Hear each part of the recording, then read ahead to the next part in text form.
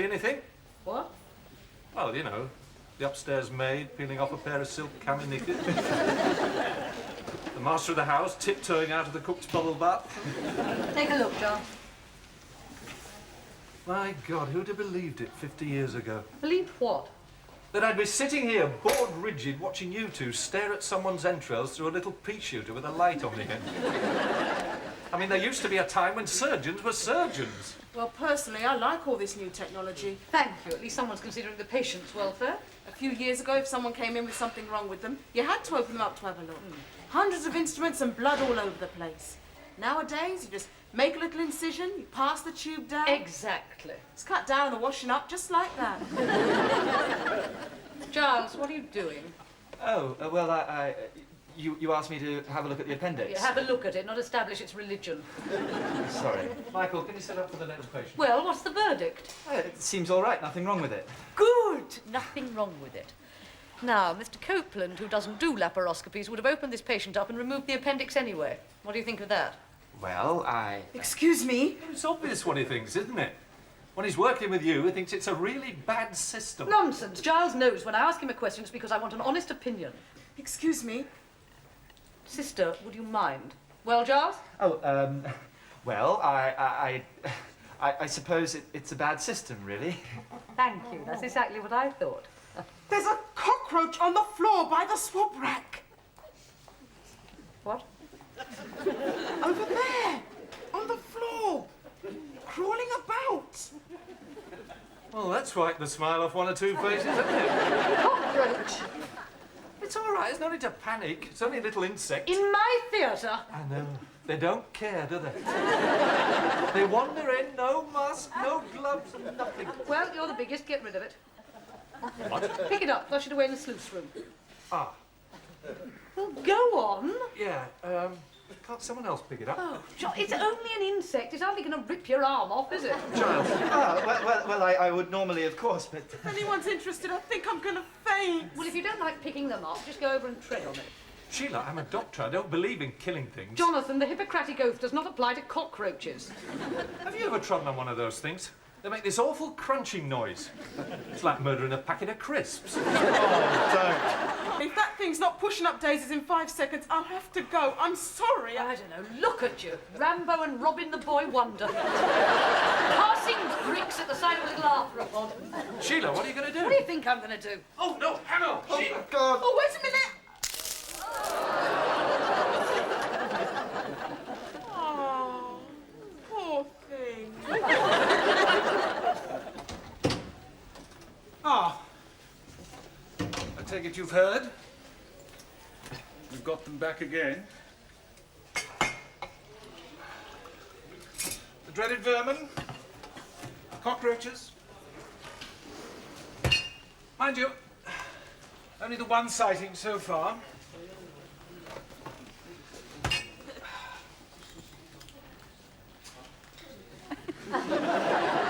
Worrying, though. Apparently it was dressed as a porter, almost got in unrecognised. What? Well, exactly. You two heard yet? I've got him back again. The roaches, yes. Funnily enough, I was just very nearly discussing it with Simon. He's still scribbling away on that notepad. My word, I'd love to have seen it. What? Well, apparently the little pest was found in your theatre. I mean, the idea of a certain female surgeon perched up on a stool, screaming blue murder while you scoop the thing up, must have been wonderful. Yeah, it was. Although, of course, Sister tells me it wasn't quite like that. All right. I can't stand the grubby little things. Can you? I believe if they scared the pants off Sheila Sabatini, I'd be prepared to put up with them. Yeah. Do you mind them? I'm sorry. Simon, what are you writing in that thing? You've been beavering away for weeks now. The most anyone ever gets out is oh, what, and sorry. I believe I had pardon once. What is it? Well, if you must know, I'm writing a textbook on anaesthetics. Oh, for Pete's sake, not another one. How do you mean? My dear fellow, Everyone has written a book on anaesthetics. People who aren't anaesthetists have written books on anaesthetics. Milkmen have written books on anaesthetics. There are hundreds of the blasted things. Anaesthetic drugs, anaesthetic equipment, Anaesthetic techniques. the correct underpants to wear whilst giving an anaesthetic. Anesthesia in Burgersdorf, Burundi and Buka Cha-Cha. What makes you think there's a gap in the market for another one? Well, I've had quite a good advance from the publishers, and one of the drug companies has asked for a run of 3,000 to give away to anaesthetists. Plus, the postgraduate teaching committee saw a synopsis, and they want to use it as the standard textbook on our anaesthetic course. Oh, plus it'll go on general sale to the public. I mean, if that's not a gap, it's quite a reasonable crack. Good Lord. Joyce, this is supposed to be a modern hospital, not a Charing Cross soup kitchen. I know, it's not my fault. We'd all been hoping they wouldn't get this far. How do you mean? Well, keep it under your hat, but they have had slight trouble with cockroaches in other parts of the hospital. 2 in outpatients, 1 in the GU clinic, and 26 in the staff canteen. 26? I know, it's incredible. If there's one place where I thought they'd all get killed off. Are you sure it was a cockroach? It was a cockroach. Yeah. Well? Well, what? Well, I know if this gets out, it may attract a few journalists, but I thought you might do something slightly more than touch up your nail varnish. Sheila, we've done all we can. We've called the pest control people and they just can't come straight away. Why not? They're doing all the other hospitals in the area. Anyway, I'm not touching up my nails, clever Dick. I've got a hole in my tights and I'm trying to stop it laddering. You amaze me, do you know that? Why? You sit in that office of yours, all dolled up like a Christmas cake, and every time you go down the corridor, you have to whip it all off and put on theatre gear, which you could quite simply keep on all the time. Keep it on? No shoulder pads? No colour coordination? There's only me left. Oh, all right, come on, come on. Let's see what you got. Now listen, if you're going to make jokes, I'd rather do it myself. Now, you know this is red. Oh, well, I got it off Cheryl, that's all she had. All right. My God. It's like painting the Forth Bridge. Joyce! Oh, no. Oh, come on. I didn't ask for your help anyway. If I'd said the Golden Gate Bridge.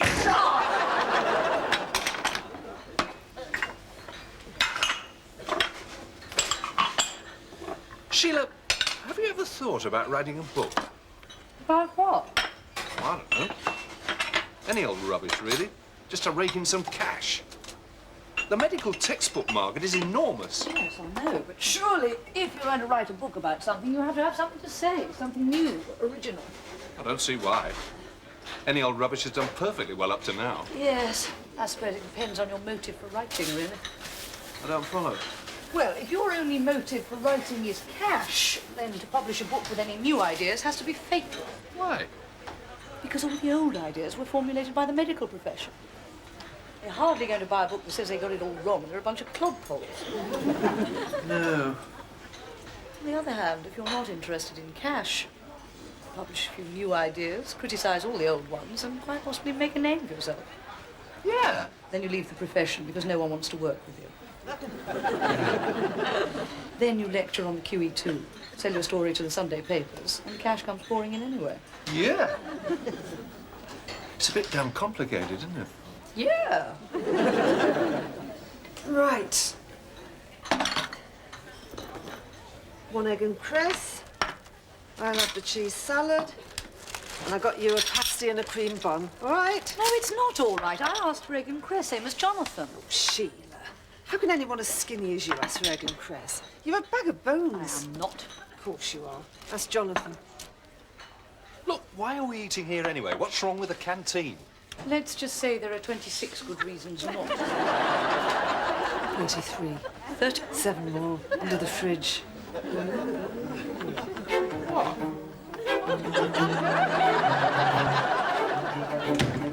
33 I'm trying to keep it quiet. There's no health risk to the patients. What about the health risks of the people who work The here? staff canteen has always been a health risk to the people who work here. Maybe now they'll do something about it. Sheila, cockroaches are dirty. They spread germs. I know. And if you remember, we found one slap bang in the middle of our operating theatre this morning. Now, maybe they live in the staff canteen. Maybe that one was just having a day out with the kids. But this is supposed to be a clean area. Which is why I've asked for the pest control people as soon as possible.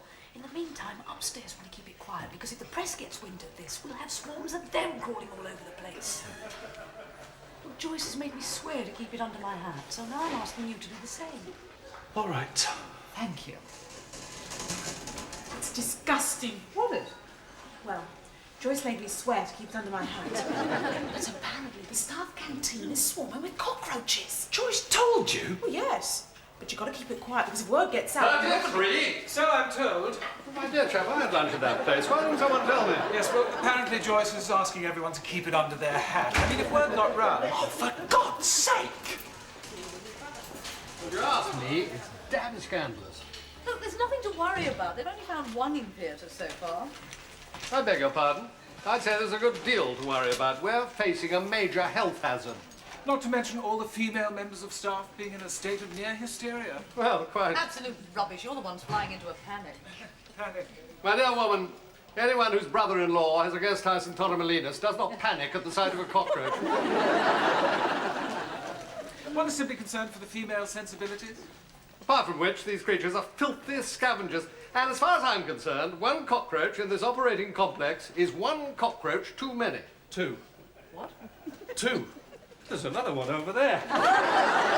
Sheila, this is getting beyond a joke. We'll have to do something. All right. Yes, I'll get Joyce. No, it's all right, old boy. Actually, I'm just going that way myself. Don't need to, George. If you'd rather finish your coffee... No, my dear chap, it's no trouble.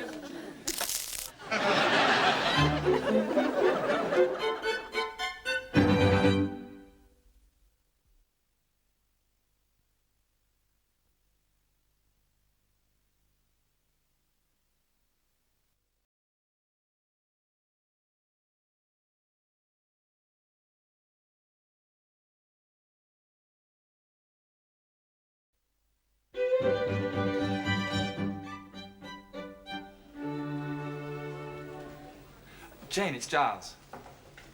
Hello. Listen, about this all-night hip-hop get-down and party thrash over at Oscar's flat tonight. Yes, kind of a problem. But I was on call over the weekend and I haven't actually slept for 56 hours already. It's all right. Miss Sabatini squashed it. I'd like to go. I mean, you know me. Old slinky hips. But I think it might be better if I just go home and go straight to bed. Oh. No, not that tired. Yeah, fine. Well.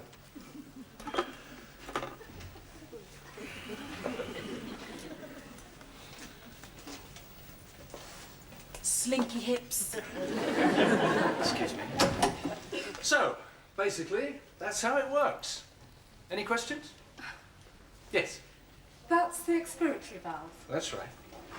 So the anaesthetic gases come along this tube into the patient, and when the patient exhales, it comes out through this valve. Right. So what happens if you accidentally leave the valve closed?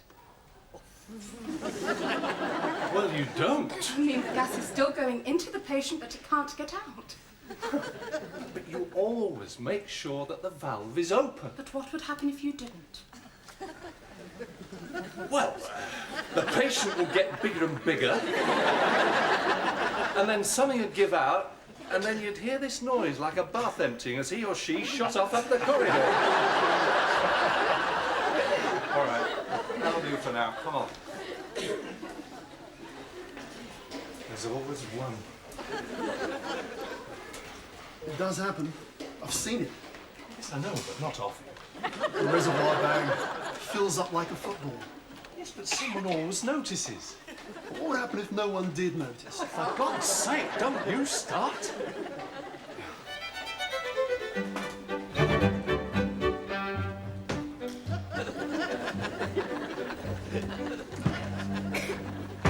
Well? There's nothing there. But it has to be there. I saw it scuttle behind this cabinet. It jumped off the leg of that chair, went across the floor, over the computer cable. Found the clue, got back in the helicopter. It was a cockroach. Look for yourself, there's nothing. I'm not not looking. If I'd been happy to look for myself, I wouldn't have asked you to come in and look for me in the first place. Don't you think we'd be better employed ringing that number again? Tell them tomorrow afternoon is not soon enough. They've got to come in now and start spraying. I've tried that. They said they've got to do the most urgent cases first. Well, this is urgent. We found 5 of the blasted things already. 1 in my operating theatre, 2 in the corridor, 1 in here and 1 in the restroom. Well, apparently it's not enough. How do you mean? The Whitcliffe have found 13 in their theatres. They're beating us by 8 cockroaches. So what are we supposed to do? Nip down to the canteen and ask if we can borrow a couple of dozen? I don't know. Anyway, the Whitcliffe is a private hospital. We're NHS. Surely we get priority. You did tell them we're NHS? Yes. And? They said they're not surprised we've got cockroaches. Sheila, give me that number. I'm not having some jumped up... No, you'll only make things worse. No, you know Joyce, what you're like. Joyce! Excuse me. Joyce, have you got the address of the people who make anaesthetic machines? What do you want that for? Oh, it's just something I'm working on. So I get in touch with them, you know, see what they think. What kind of idea? What kind of idea? All right. If you must know, it's a kind of foolproof expiratory valve. I mean, say you're giving an anaesthetic and you accidentally leave the valve closed. But you don't, ever. No, not on No, purpose. what I meant was it hardly ever happens. Well, not often, no, but when it does happen, the gases build up. But someone always notices. Well, just say they didn't notice. They always do. Well, just say they didn't, for Pete's sake. You asked me to explain this. All right. So? Right. So the pressure builds up and it could damage the patient's lungs. So I've got this idea for a spring device so that when the pressure does build up, the valve automatically opens and the gas rushes out, alerting the anaesthetist. Alerting the anaesthetist? How exactly? You have this kettle whistle on the top.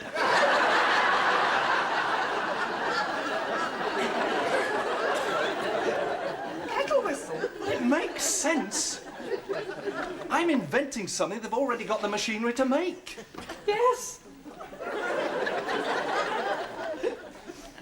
Jonathan, don't you think it's going to look rather strange? An anaesthetic machine with oxygen cylinders on one side and a goblin tease made on the other. Sheila, I'm only using the basic kettle whistle design. I'm not suggesting you leave the little knob on the end in a choice of 8 delightful fluorescent colours. And you're doing this all in the interest of patient safety, are you? Well, in a nutshell, no. I'm doing it because I can't think of anything to write a book about. And I'm fed up of people making a few quid on the side while I'm not. I see. Well, everybody else is doing it. Jonathan, Simon Field is writing a serious, informative book, not reconstructing Thomas the Tank Engine. All right, look at Angus McBeanie. The McBeanie Pulse Monitor. It doesn't work. It couldn't find the pulse on an octopus. Exactly. It's a pile of rubbish. He's still flogged enough to pay for a 28-foot motor cruiser. Oh, and I suppose you approve of that. Well, no. But the point is that my idea will work. I'm sure it will. Always assuming you're halfway through an operation and you fancy a quick pot of Earl Grey. What's up? Thank God you're here. It's just crawled out from under that cabinet. Now listen, if I give you this, you go over and give Oh, it no. one quick... Sorry. What? Sorry. Jonathan! Invention? Yes, apparently Jonathan's got some revolutionary idea for something or other. He told you? Good Lord, no. It's all hush-hush, deadly secret. Joyce told me. I see. Well, of course, it can be extremely lucrative. Invented something myself once, as a matter of fact. Really? Oh, yes. Surgical retractor. It was slightly similar to a Langenbeck, but mine had the advantage of these knobbly bits on the side. Oh, what for? You know, I can't remember. Anyway, didn't catch on. Any idea why? Well, for some reason, people seem to think the knobbly bits got in the way. Ah. You ever tried coming up with something? Funnily enough, no. To be honest, you may find this difficult to believe, but deep down I'm actually quite lazy. Good God! Of course, I do have 1 or 2 quite stunning ideas I should like to contribute to medical science. Really? Oh, yes, I just can't be bothered. Well, quite. Sheila, every day of the week, you surgeons and physicians trump in some new piece of equipment. The extracorporeal shockwave lithotripter, the answer to life, the universe and everything. Jonathan, that is different. That machine is a giant advance in non-interventional surgery. Yes, it is. And I bet the bloke who invented it is right this minute, lying in the south of France thinking, my God, that was a nice little earner, that one. Rubbish. Well, maybe not. Just because I'm honest and say I'd like to make some money out of something I've invented doesn't mean to say that's the only reason I'm doing it. So what's the other one? The chance of some perch from Typhoon 1 Cup? Sheila, who invented the Spencer Wells forceps? Jim Davidson. No, come on. I'm serious. Who was it? All right, then Spencer Wells, so. And who was Spencer Wells? Well, he was an obstetrician or something. Exactly. Or something. The one thing that Spencer Wells is not famous for is for being whatever it was he was. What that name means to us is a little pair of forceps we all use every day. So you want to be famous? No, not famous. I'd just like to leave my mark on the profession. Wouldn't you like your name to live on for years to come? Not that it'll be forgotten for a couple of hundred anyway. I know what you mean. Some new technique, some special way of doing something. Exactly. Can you come and stamp on another cockroach? Jonathan, is this yours? I found it in one of the trolleys. Yeah, it's a new idea I'm working on. So I see, a kind of foolproof expiratory valve. Yeah, I mean, say you're giving an anaesthetic and you accidentally leave the valve closed. But is it worth it? That hardly ever happens, surely. Never mind.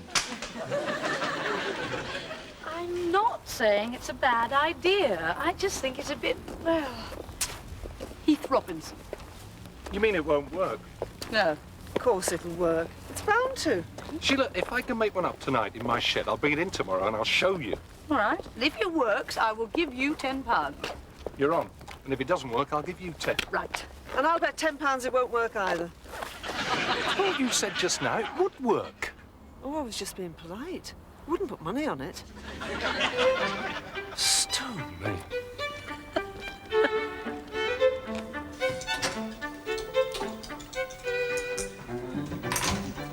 Morning. Morning. There aren't any, I've checked. I wasn't worried anyway. Want some coffee? Oh, yes, please. Morning. You look like an American footballer. Are they too big? Joyce, what on earth possessed you to do that? Vanity, what do you think? What? Well, it works. Works? It works. I've tried it. We didn't even know you were here. No, I came in early to try it out. And it works. Perfectly. What works? Well, where is it? It's in there. No, that's it. What? This is a foolproof expiratory valve. Ah, no, I couldn't get that to work. But this works. Well, what is it? It's a trap for cockroaches.